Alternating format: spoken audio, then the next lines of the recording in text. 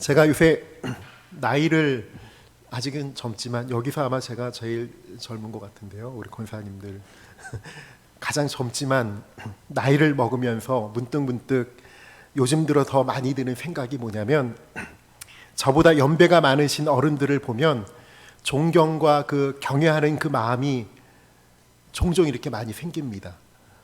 그 이유가 뭔가 한번 생각해 보니까 삶이 좀 고달프고 힘에 부쳐서 그런 것 같습니다. 산다는 게 참 힘든 것 같습니다.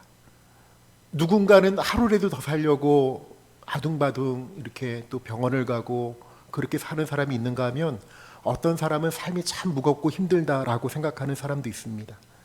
자식 키우랴 직장과 생업에서 치열하게 싸우며 그 모진 세월을 잘 극복하고 살아온 그 인생의 그 어른들을 보면 참 대단하시다, 이제 그런 마음이 솔직히 듭니다. 잠언 20장 29절에 보면 젊은이의 영광은 그 힘이지만 노인의 영광은 백발이다, 그런 말씀이 있는데 이 말씀의 의미를 새삼 제가 새롭게 깨닫고 살아갑니다. 산다는 게 참 장난이 아닌 것 같습니다. 많은 분들이 아마 공감하실 겁니다. 코로나19로 전 세계가 많은 고통을 당하고 큰 어려움에 신음하고 있습니다. 많은 분들이 다니던 직장을 잃거나 사업을 포기해야 하는 그러한 지경에 이르기도 합니다. 저도 개인적으로 주중에 사회생활을 하면서 피부로 많이 느끼고 실제로 체감을 합니다. 오늘도 교회를 올 때 부랴부랴 왔는데 거의 서울 시내를 돌면서 2시간 반을 운전해 갔고 간신히 제가 8시까지 도착을 했습니다. 코로나 블루라는 그 신조어가 생길 정도로 많은 사람들이 우울감과 또한 무기력증에 시달리기도 합니다. 이 작은 바이러스의 그 창궐이 누구 하나 예외 없이 힘들게 하고 있습니다. 그럼에도 불구하고 이 지구상의 모든 역사를 주관하시는 하나님을 우리가 믿기 때문에 우리 신앙인들은 언제나 하나님의 뜻을 구하고 계획을 물어야 합니다. 이것이 바로 신앙인들의 역사의식이고 삶을 대하는 바른 자세입니다.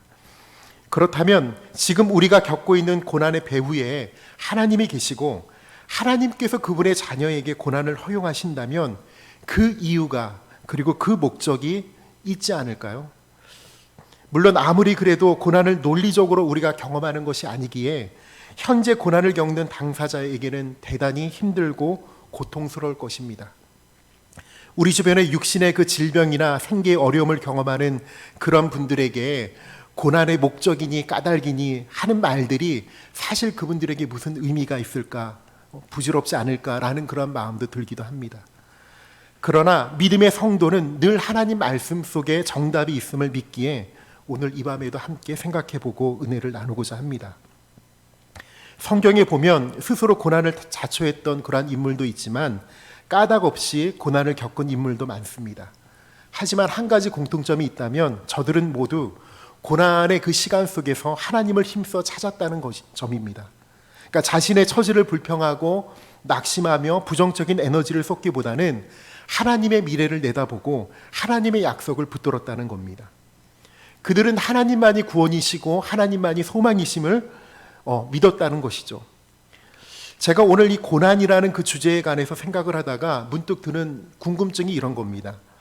그렇다면 과연 고난의 성격은 무엇이고 왜 고난을 겪게 되는 것이고 그리고 무엇을 고난이라고 해야 하나?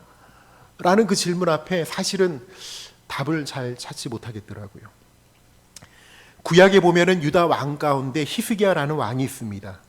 그는 왕이 되자 이스라엘의 회복은 오직 하나님의 뜻 안에 있음을 그가 깨닫고 왕이 되던 그 첫 해에 성전을 수리하고 제사장들과 레인들을 불러서 성전을 깨끗하게 청결하게 청소를 시키라 명령을 합니다.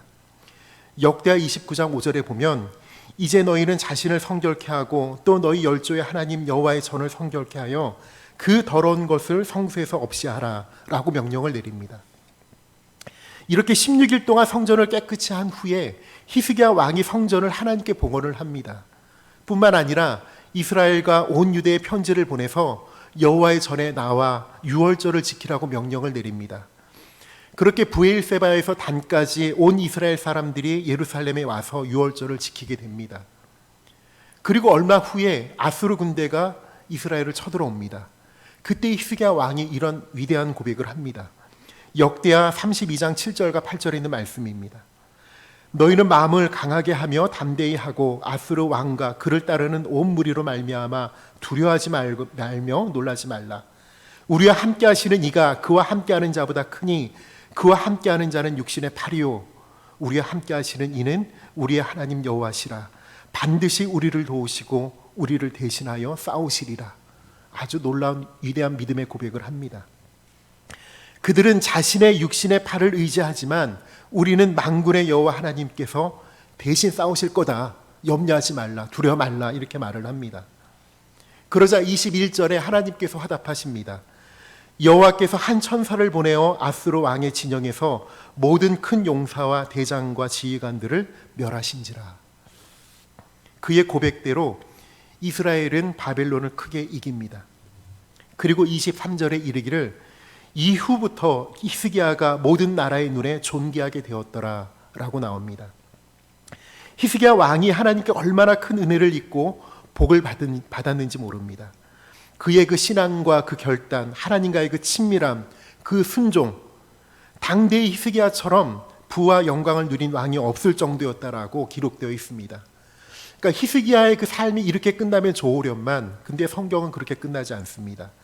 역대하 32장 31절에 보면 그러나로 시작하는 말씀이 나옵니다. 그러나 하나님이 히스기야를 떠나시고 그의 심중에 있는 것을 다 알고자 그를 시험하셨더라. 이렇게 나옵니다. 뭘까요? 그렇게 믿음도 좋고 결단도 있었던 히스기야 왕이었지만 하나님께서 그에게 시험을 허락하셨다는 겁니다.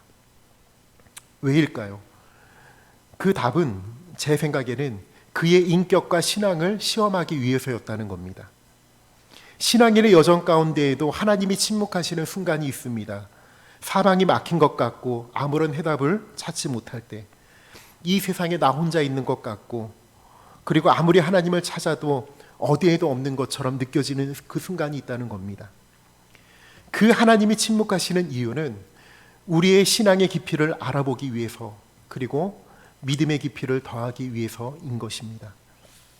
하나님이 침묵하시는 순간이 인간 편에서 보면 고난의 시간입니다. 하나님이 히스기야를 떠났다는 그 표현은 더 이상 응답하지 않는다라는 뜻입니다. 주님과 교통이 안 되는 그러한 상황을 의미합니다. 지금 내게 고난이 극심한데 나 자신이 내버려진 그러한 사람 같고 하나님은 갑자기 낯선 분처럼 느껴진다는 겁니다.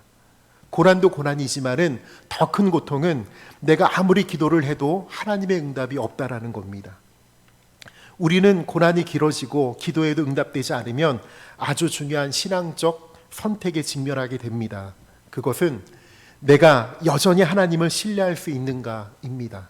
그리고 그럼에도 불구하고 나는 믿는 자로 살 것인가입니다. 그러니까 하나님은 바로 이 포인트에서 우리의 믿음의 깊이를 확인하신다는 겁니다. 성도 여러분, 우리 중에 고난이 무엇인지를 모르는 사람이 있겠습니까? 인생이 흔들리는 위기를 만나고 어려움을 겪는 것이 바로 고난입니다. 바로 이때 고난에 직면한 사람이 선택할 수 있는 반응은 두 가지입니다. 믿는 자로 살든지 아니면 신앙을 포기하든지 하는 것입니다.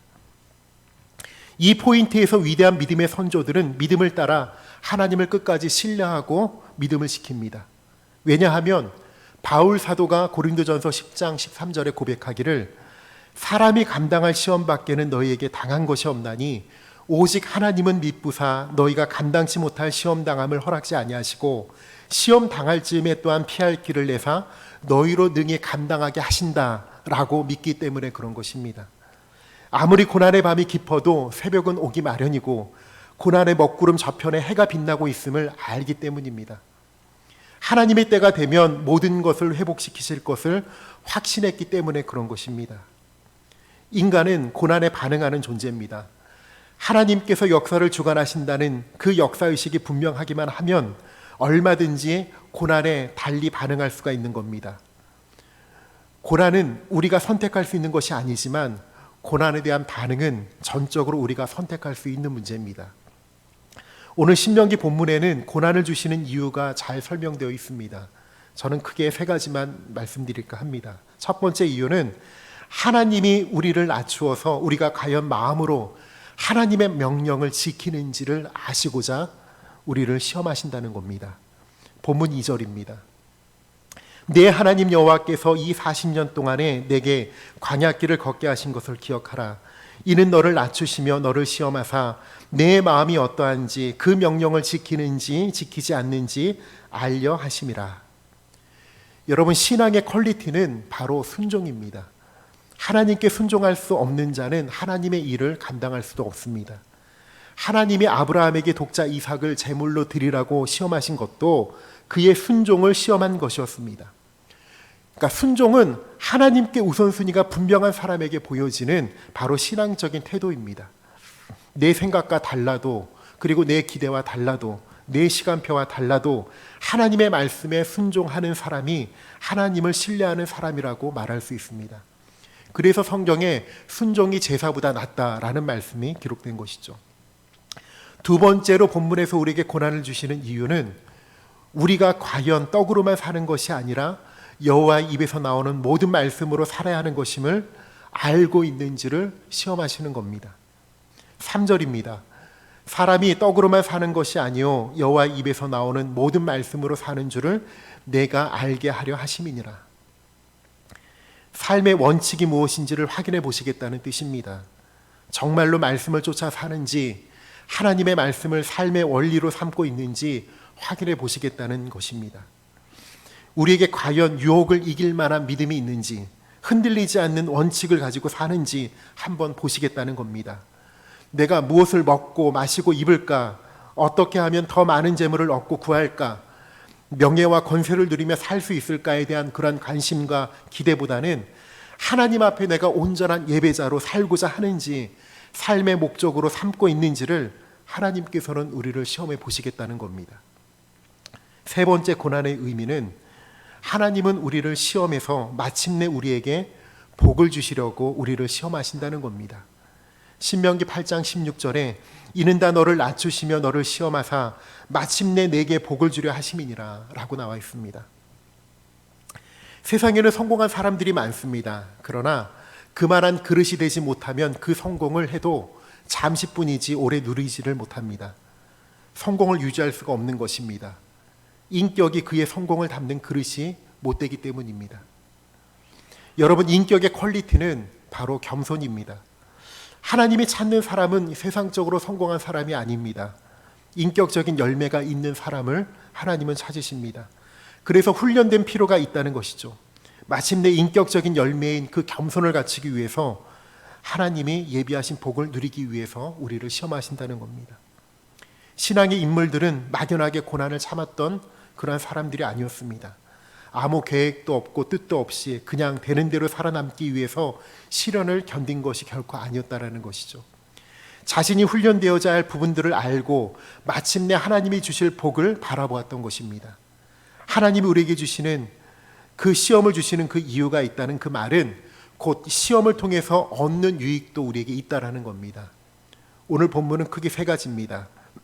우리는 고난을 통해 순종하는 사람이 되는 그 유익이 있음을 깨달아야 합니다. 또한 우리는 고난을 통해서 사람이 떡으로만 사는 것이 아니라 하나님의 말씀으로 살아야 함을 깨닫는 그 유익을 알아야 됩니다. 그리고 우리는 고난을 통해서 겸손한 사람이 되고 마침내 고난을 통해 하나님이 주시는 복을 누리게 되는 그 유익이 있음을 깨닫는 이 밤 되기 원합니다. 할렐루야. 네, 너무 조용하시니까 이제 제가 설교를 잘하는지 못하는지 헷갈립니다. 오늘 말씀을 준비하다가 2018년도 그 3월 달에 우리나라에 방문한 그 팀 켈러 목사님의 그 강연 내용을 다시 보게 되었습니다. 거기서 그 팀 켈러 목사님이 전하신 주제 가운데 하나가 그 고통과 관련된 주제였습니다. 거기서 그분이 말씀하시기를 고통이란 인생에서 절대로 피할 수 없는 필수 불가결의 문제다 이렇게 외치십니다. 그리고는 그러한 고통 중에 반드시 예수님께서 여러분과 동행하십니다 라고 위로의 말씀을 전해주셨습니다. 그 내용을 조금만 요약하면 이런 겁니다. 먼저 이렇게 질문으로 시작을 합니다. 여러분, 고통을 직면하는 것이 왜 중요한지 아십니까? 고통과 아픔에 대해 이야기하는 것이 왜 중요한지 두 가지 이유로 설명했습니다. 첫째는 고통을 직면해야 하는 이유는 고통과 아픔은 절대로 피할 수 없는 모든 인간이 겪는 문제이기 때문입니다. 아직 고통이나 아픔, 실패를 경험해 보지 못한 분이 있다면 앞으로 겪게 될 것입니다. 이렇게 말씀을 하셔요. 둘째로 고통을 직면해야 하는 그 이유는 고통이 우리를 고통 이전의 상태로 돌려놓지 않기 때문입니다. 쉽게 풀어서 말하면 고통은 저나 여러분을 더 나은 사람으로 만들어 주든지 아니면 더 나쁜 사람이 되게 하든지 한다는 것입니다. 고통은 저와 여러분을 좀 더 긍휼이 있는 사람으로 만들어 주든지 아니면 냉소적인 사람으로 만들어 주든지 할 것입니다. 그리고 고통은 여러분을 하나님께로 더 가까이 인도하든지 아니면 하나님으로부터 더 멀어지게 하든지 할 것입니다. 그러니까 좋은 쪽이든 나쁜 쪽이든 고통은 여러분을 있는 그대로의 모습 이전의 상태로 내버려 두지 않는다라고 말씀하셨습니다.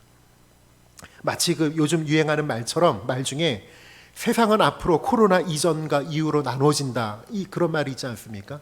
그러니까 고통을 받으면 고통을 받는 그 순간부터 이전과 이후의 삶으로 확연하게 달라진다는 겁니다. 고통은 반드시 일어납니다. 그렇기 때문에 고통과 아픔을 직면하는 것이 우리에게 너무나 중요합니다. 또한 여러분이 고난을 마주하도록 준비를 갖추려면 세 가지 질문에 대답을 할 수 있어야 됩니다 라고 하셨습니다. 첫 번째, 고통에 직면하기 위해 필요한 대안은 무엇인가 입니다. 둘째, 고통을 통과할 때 어떻게 하나님의 임재를 경험하고 하나님과 동행할 수 있을까 입니다. 그리고 셋째, 악과 고통이 존재하고 있는데 어떻게 하나님을 믿을 수 있는가 입니다. 이 중에 이 세 번째 질문은 최근에 우리가 몇 주 동안에 시편에 있는 말씀을 주일마다 우리 목사님을 통해서 설교를 들으면서 여러분들 각자가 어느 정도는 그 답을 구했다라고 저는 보기에 오늘 저는 두 가지만 이야기하겠습니다. 첫 번째로 고통에 직면하기 위해 필요한 대안은 무엇일까 입니다.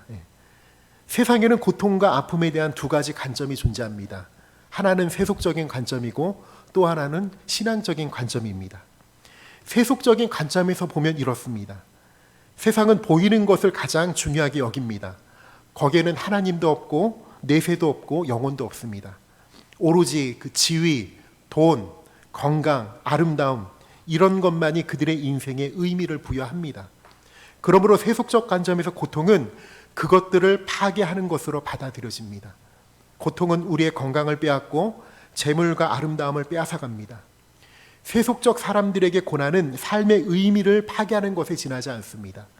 명예와 부끄러움을 중시하는 세상에서는 고통에 대한 준비를 전혀 시키지 못한다는 겁니다. 그러나 기독교적 관점은 조금 다릅니다. 기독교는 고통을 먼저 아픈 것이라고 그렇게 정의를 내립니다. 시편의 3분의 1 이상을 보면 다 애가입니다. 애가. 하나님을 향해 자기의 고통과 아픔을 쏟아내는 것이 시편입니다.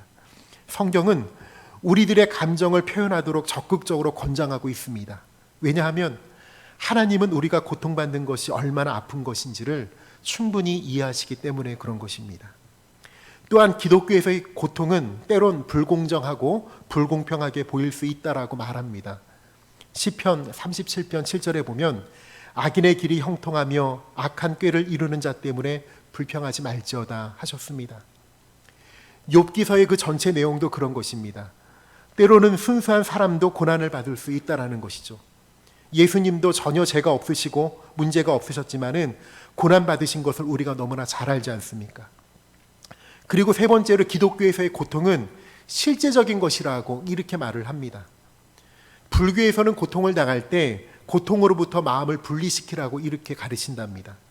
그러나 우리는 예수님께서 고통과 자신을 분리시키지 않았던 것을 우리가 알 수 있습니다.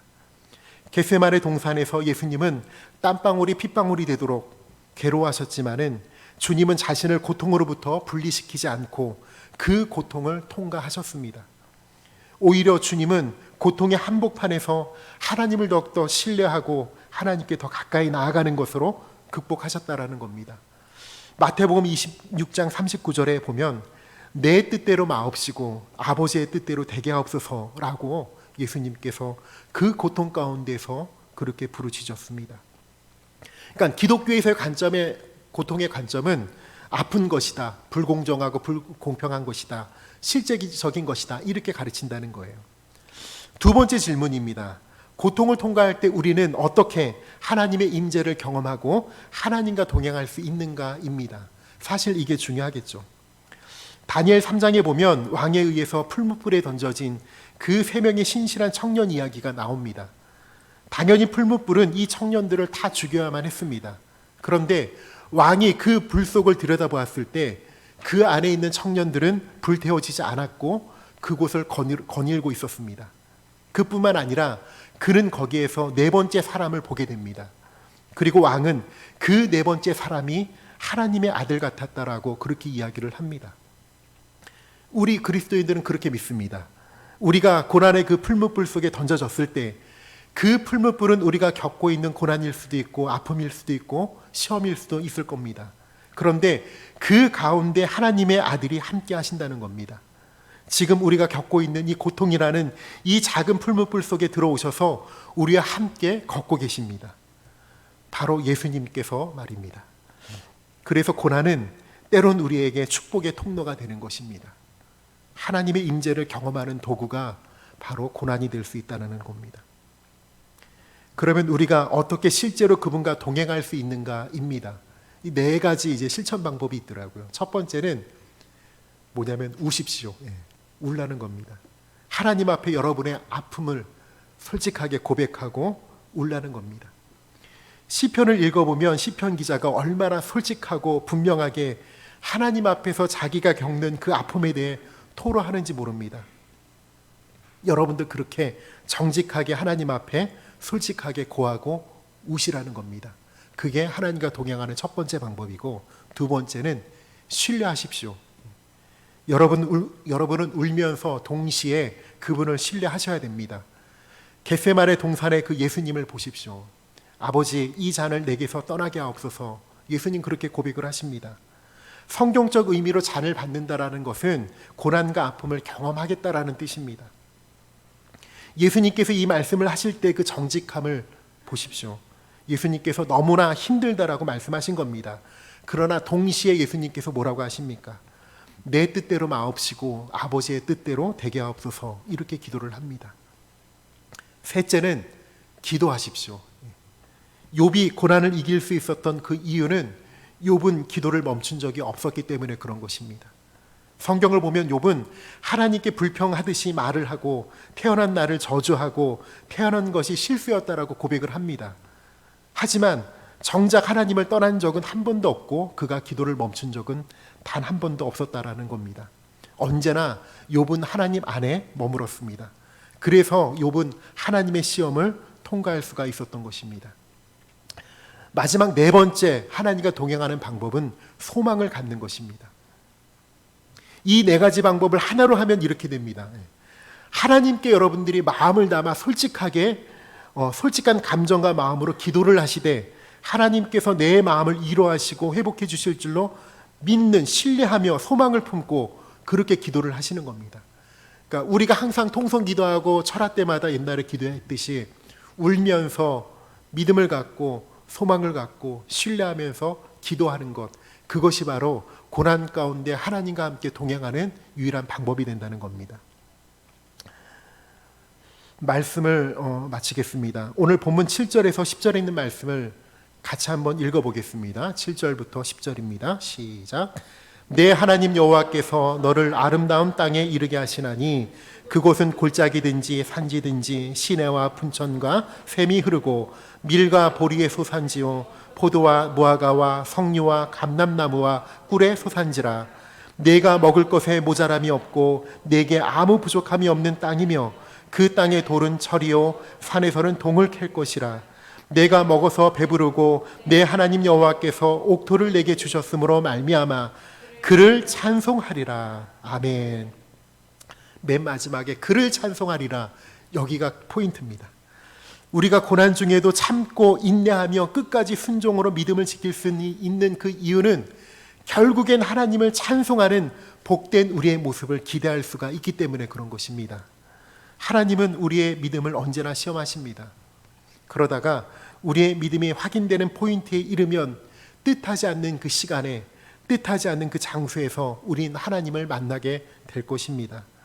이 밤에 함께 울며 또 그분을 신뢰하며 기도하며 소망을 품으시기를 바랍니다.